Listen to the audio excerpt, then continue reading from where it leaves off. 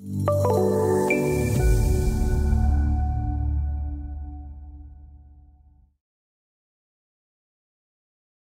to processing a job, clash detection features can be used to set clash detection job criteria. In the previous video, we used references criteria. Let's now see an example of using levels.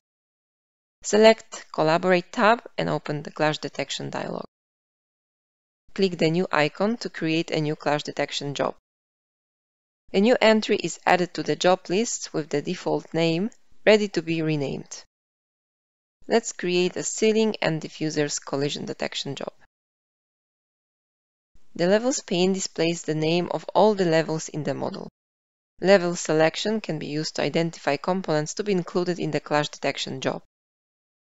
Let's select, with the help of the Shift button, all A ceiling levels and drag and drop them to the Set A section.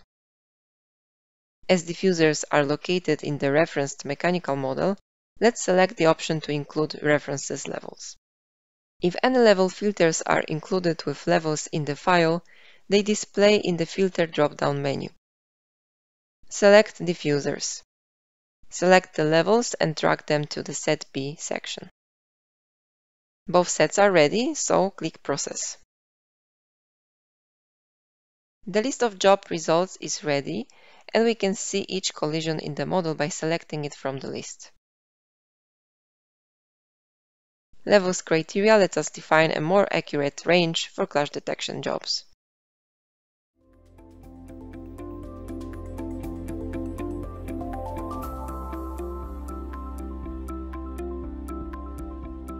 If you found this video helpful, please give it a like. If you want to see more such series, consider subscribing to our channel. Thank you, and see you next time.